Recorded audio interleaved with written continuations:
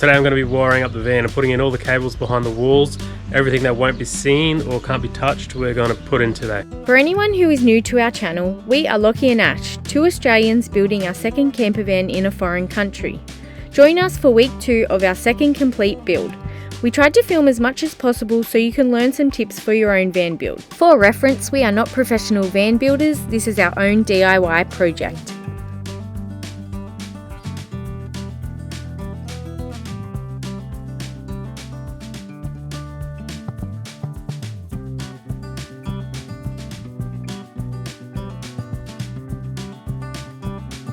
Here is Lockie running the cables for the electricals. This needs to be done early on before the ceiling or the walls are installed.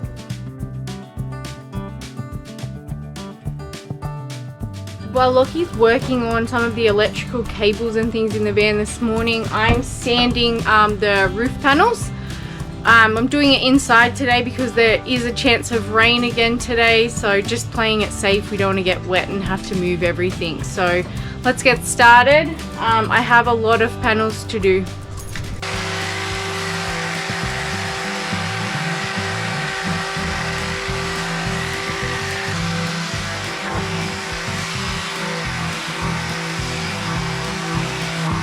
It's harder to see what we are doing here, so sorry about that. We are filling some of the larger gaps in the metal brackets of the roof with foam filler. Lockie is spraying and I am trying to apply duct tape over the hole he has just filled to keep as much of the filler in place until it sets. Then we can remove the tape and the hole will be insulated as the spray expands and hardens with time.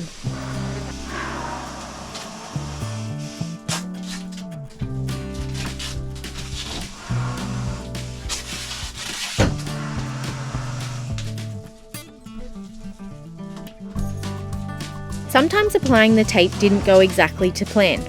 While doing this, you need to be careful that any drops of the wet foam don't fall on your head or that you don't step in it if it falls onto the floor.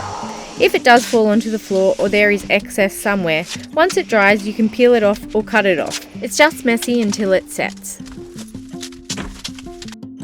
Once the foam was dry and the excess was removed, it was back to insulating.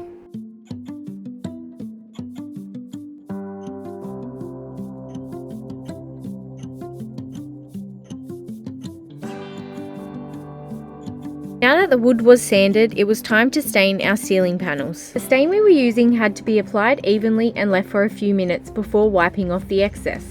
I assume the longer you leave the stain before wiping it, the darker the colour will be.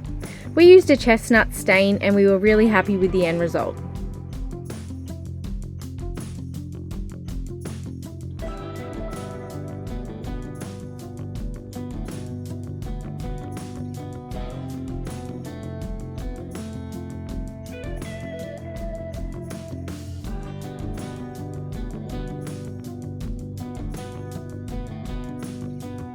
So in the last half a day we actually lost power on the GoPro, so sorry about that, we can't record all the time. But we just put up all the studs for the ceiling. As you can see above us, some have Sikaflexed on and some are screwed in, just depending on the situation. Some was a bit wonky, so I'll just give these a close up.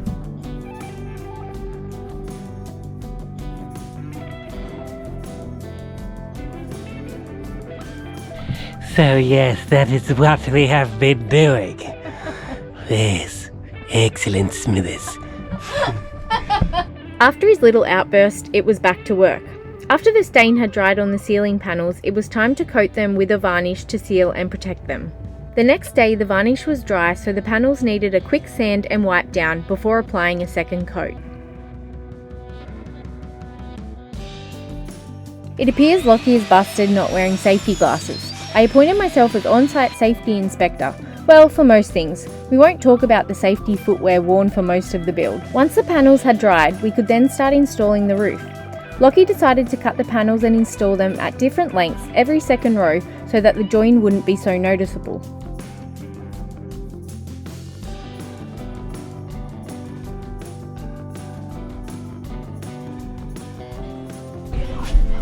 Stone, let's go get it on. It's on, You know I'll use it.